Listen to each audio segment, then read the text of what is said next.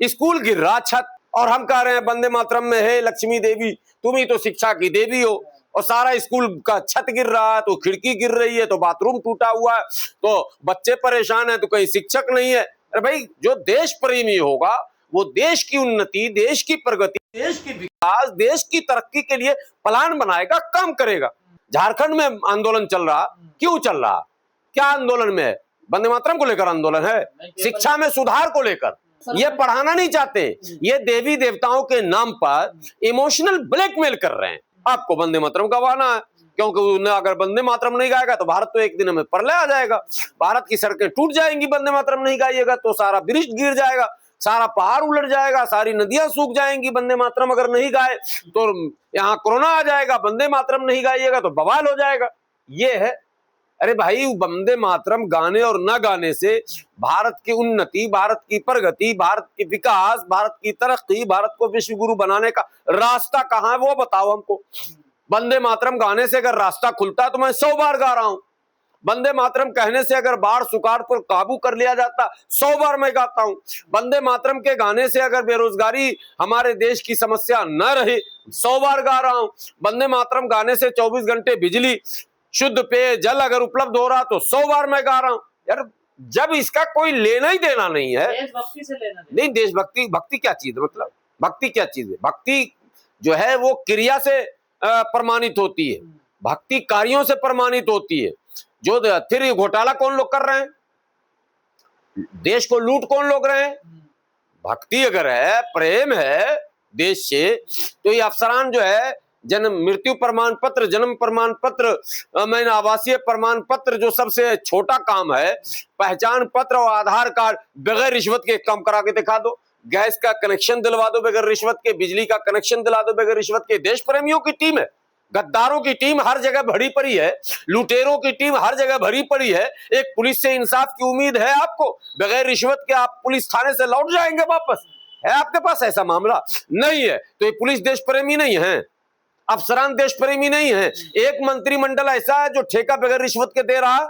एक मंत्रिमंडल बता दो, कोई मंत्री ऐसा नाम, कोई मंत्रालय का नाम बता दो, शिक्षा मंत्रालय, स्वास्थ्य मंत्रालय, परिवहन मंत्रालय, कल्याण मंत्रालय, कोई मंत्रालय तो बता दो आप हमको। मुसलमान विरोध करते हैं इसका। नहीं, किसका? वंदे मातरम। नहीं, हम समर्थन विरोध कुछ भी नहीं कर रहे, हम कह रहे हैं अनावश्यक चीजें। एक फॉर्मेलिटी होती है दुनिया में, हर देश में एक नेशनल सॉन्ग होता है। भारत में भी है, जन गण मन अधिनायक जय भारत भाग्य विधाता। अगर रिप्लेस आपको करना है तो डिबेट करवा लीजिए। रिप्लेस करना था पंजाब, सिंध, गुजरात, मराठा, तो पंजाब और सिंध तो पाकिस्तान में है, आधा पंजाब, बड़ा पंजाब पाकिस्तान में, ठीक है। तो आपने इसमें क्यों रखा? डिबेट तो इस पर आपको करना चाहिए था कि भाई ये पंजाब और सिंध कहां से आ गया? पंजाब भारत का ठीक है, सिंध क्यों आ गया? तो बहुत सारे शब्द इसमें भी हैं, डिबेट कीजिए। इसको रिप्लेस करना था तो कीजिए, लेकिन आप वंदे मातरम में क्या लिख रहे हैं? और वंदे मातरम के नाम पर तो तमाम लिंचिंग भी हुई है, कैसे बढ़ावा नहीं मिलेगा? बता तो रहे, वंदे मातरम पूरा गाइए ना आप। हमें तो आता ही। हे धरती माँ, हे दुर्गा माँ, हे फला माँ, तुम ही शिक्षा देने वाली हो, तुम ही, मैं बोल रहा हूं तो मुकदमा होगा मेरे पर। यही हो रहा क्या है? शिक्षा देने वाली अलग मतलब देवी है, अलग धन देने वाली अलग देवी है। धन सब अंबानी अडानी के पास है। मुकदमा किस पे कीजिएगा? सुप्रीम कोर्ट में देवी जी पे, कि वो गरीब जो इस धूप में, जो माने 50 के टेम्परेचर में खेतों में खड़े होकर, एक साया नहीं होता है, वो हल बैल जोत कर खेत में अनाज उगाकर आपका पेट भरता है, उसके यहाँ लक्ष्मी नहीं जा रही है, लक्ष्मी जा रही है अडानी अंबानी के यहाँ। आप खामखा की बात हमसे करवाना चाह रहे हैं, बेकार की बात मत कीजिए। धन मेहनत से आएगा, इल्म शिक्षा मेहनत से आएगा, उसका रूट है। उसके लिए स्कूल गिर रहा छत, और हम कह रहे हैं वंदे मातरम में है लक्ष्मी देवी, तुम ही तो शिक्षा की देवी हो, और सारा स्कूल का छत गिर रहा है, तो खिड़की गिर रही है, तो बाथरूम टूटा हुआ है, तो बच्चे परेशान है, तो कहीं शिक्षक नहीं है। अरे भाई, जो देश प्रेमी होगा वो देश की उन्नति, देश की प्रगति, देश की विकास, देश की तरक्की के लिए प्लान बनाएगा, काम करेगा। आप नहीं वंदे मातरम, चलो वंदे मातरम का अगले साल। अगर इतना अनावश्यक था तो सरकार इतना जोर क्यों दे रही है? इसको क्यों इन्होंने संशोधित? अजीब मामला। सरकार, यही तो देश के लोगों को तय करना, मैं तो कहता हूं। सुप्रीम कोर्ट में 2-4 दिन इस पर डिबेट हो कि सरकार आखिर ऐसा क्यों कर रही है और विपक्ष क्यों होने दे रही है। दोनों सवाल, विपक्ष को क्लीन चिट मत दीजिए, बहुत निकम्मा विपक्ष है ये, बहुत निकम्मा। इस विपक्ष को कभी क्लीन चिट मत दिया कीजिए। क्यों ऐसा हो रहा? सरकार मूल मुद्दों पर इतना बड़ा प्रोटेस्ट हुआ, वो कॉकरोच को आना पड़ा प्रोटेस्ट के लिए। राहुल गांधी पहले क्यों नहीं किए? अब कर रहे हैं। नहीं, क्यों कर रहे हैं? मतलब पहले आपको सपना में आया क्या? आपको पता नहीं था पेपर लीक हुआ, कांग्रेस मर गई थी, विपक्ष की पार्टी खत्म हो गई थी, तब आप मैदान में क्यों नहीं आए? जब कॉकरोच और मच्छर पहुंच गया, आपको लगा कि ये मामला मेरे हाथ से बाहर जा रहा, तो आप पीएमओ घेरने चले गए, आप ड्रामा शुरू कर दिया आपने लोकसभा राज्यसभा में। विपक्ष की इतनी बड़ी पार्टियां हैं, झारखंड में आंदोलन चल रहा, क्यों चल रहा? क्या आंदोलन में है? वंदे मातरम को लेकर आंदोलन है, शिक्षा में सुधार को लेकर, सही रोजगार को लेकर। लड़का जो है 100-100 किलोमीटर, 200-200 किलोमीटर, 1000-1000 किलोमीटर, बिहार के लड़का का सेंटर आप जम्मू कश्मीर देते हैं। ड्रामा तो आप कर रहे हैं इस देश में, आपको प्रेम है देश से। गरीब का बच्चा कैसे कश्मीर जाएगा पहले ये बताइए। असम का लड़का है, बंगाल का लड़का है, किसी को अरुणाचल, किसी को हिमाचल, किसी को आप क्या कहते हैं केरल, किसी को तमिलनाडु, आप सेंटर दे रहे हैं।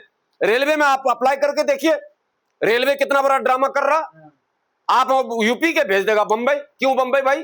पेपर ही तो देने हैं, लखनऊ में करवा ले, गोरखपुर में करवा लो, सहारनपुर में करवा लो, मुरादाबाद में। और कहां नहीं करा सकते हैं आप? हम तो कहते हैं हम उस गांव में करवा दे, मेरे जैसे लोग सरकार में हो तो मैं तो बच्चों का पता लगाऊं, जिला जिला में करवाऊं सेंटर। सब सरकार के हाथ में है, क्यों नहीं करा सकती है सरकार? आज 15 अगस्त का कार्यक्रम घर घर में हुआ या नहीं हुआ? हुआ ना भाई, घर घर तिरंगा पहुंचाए ना भाई, घर घर हुआ ना। जब घर घर आप तिरंगा पहुंचा सकते हैं, घर घर आप राशन पहुंचा सकते हैं, तो घर घर शिक्षा क्यों नहीं पहुंचा सकते?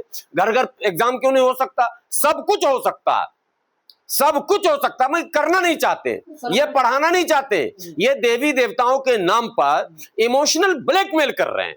जिस की सरकार है, जिसने कानून बनाया है, उसी के प्रधानमंत्री, उसी पार्टी के प्रधानमंत्री, उसी विचारधारा के प्रधानमंत्री झंडा फहरा रहे हैं। दूसरी बात है कि वो तो भाजपा के नेता हैं। अगर कांग्रेस की ही सरकार आ जाएगी या सपा की आ जाएगी तो क्या वो नहीं गाएंगे? आप बताइए, नहीं गाएंगे? जब ये बिल पास हो रहा था तो समाजवादी पार्टी के सांसदों की क्या भूमिका थी? आपको पता है कि नहीं पता है? विरोध किया उन्होंने, नहीं, सपोर्ट किया, वोट डाला है, वीडियो आए हैं सामने, सपा के लोगों ने वोट डाला। चिंता का विषय है। देखिए, अखिलेश यादव ने तो कहा लोकतंत्र विरोधी है ये। नहीं, अखिलेश यादव जी जो कहते हैं वो चुनाव को सामने रखकर कहते हैं, देश को सामने रखकर नहीं कहते हैं, समाज को सामने रखकर नहीं कहते हैं। देखिए, दो बात को एकदम क्लियर कट समझना है। विपक्ष के नेता अगर ये कहें, हिम्मत है उनके अंदर कि हमारी सरकार आएगी तो मोदी सरकार ने जितने भी अनावश्यक संशोधन किए हैं हम उन सबको बदल देंगे, ये बात सार्वजनिक मंचों से कहें वो तो कुछ भरोसा जगे। मसला ये है कि आज तो भारतीय जनता पार्टी दोनों सदनों में बहुमत में है। जब दोनों सदनों में बहुमत में नहीं थी, जब राज्यसभा में अल्पमत में थी एनडीए की सरकार, तब यूएपीए बिल पास हुआ। भुक्तभोगी कौन है बताइए? कौन है भुक्तभोगी? या मुसलमान या दलित, तीसरा कोई बता दो भुक्तभोगी। इक्का दुक्का कोई केस आ जाएगा। जैसे आप बुलडोजर पर सवाल करोगे तो वो कानपुर वाले दुबे, विकास दुबे का नाम लोग गिना देंगे कि भाई उस पर भी बुलडोजर चल गया। वो तो अपवाद है, चल गया, लेकिन स्पेशली टारगेटेड बुलडोजर तो यहाँ चल रहा है, ये तो मानना होगा आपको। या फिर झुग्गियों पर चल रहा है, झुग्गी में तो ज्यादातर दलित मुस्लिम ही रहते हैं, आपको पता है, सबको पता है। अर्बन में, सलम में, झुग्गियों में, गंदी बस्तियों में, नाले उले पर ये तो वही लोग रहते हैं, उसी परिवार के लोग रहते हैं, या तो दलित रहते हैं या मुस्लिम रहते हैं, मुस्लिम भी वही जो दलित है। तो इन पर तो चल रहा लगातार बुलडोजर। तो एक विकास दुबे का नाम लेकर हजारों पाप पर पर्दा डाल देते हैं, ये सही नहीं है। तो यूएपीए आया, राज्यसभा में अल्पमत में थी एनडीए सरकार, फिर भी पास हुआ।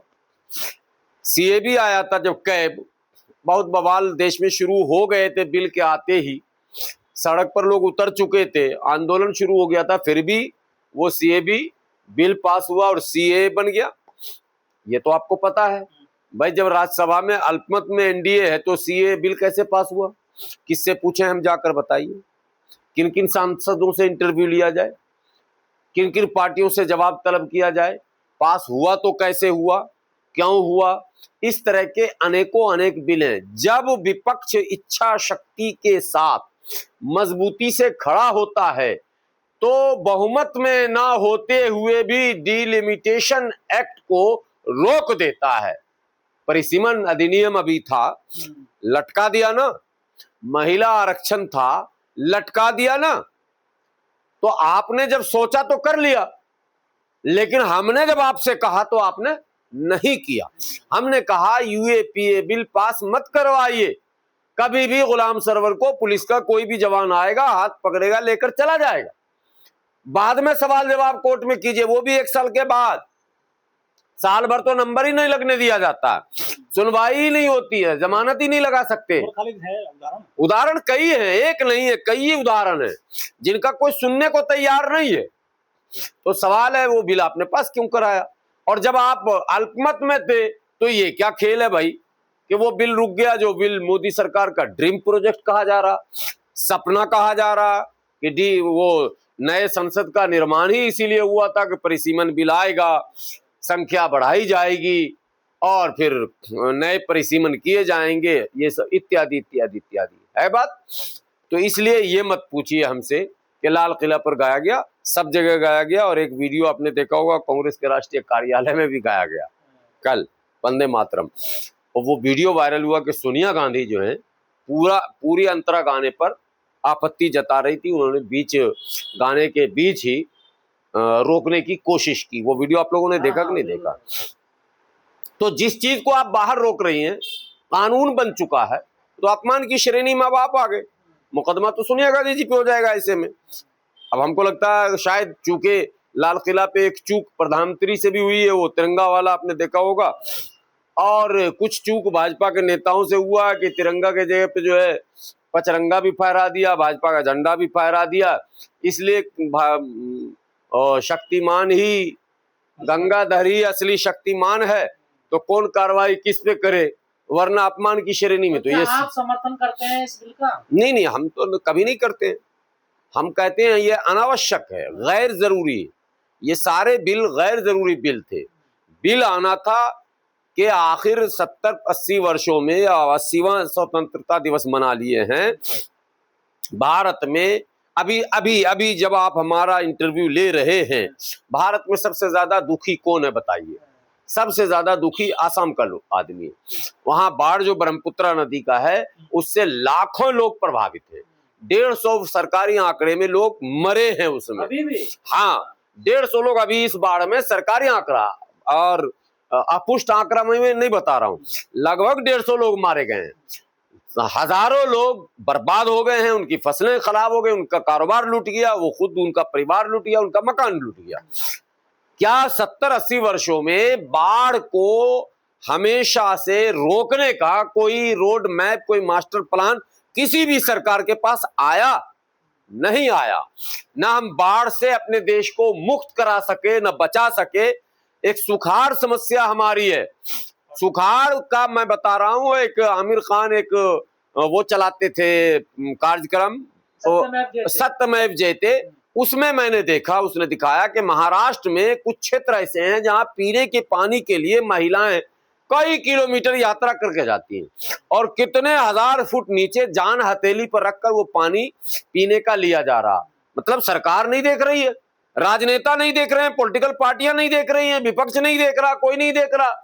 आप देश को शुद्ध और स्वच्छ पेयजल उपलब्ध नहीं करा सके।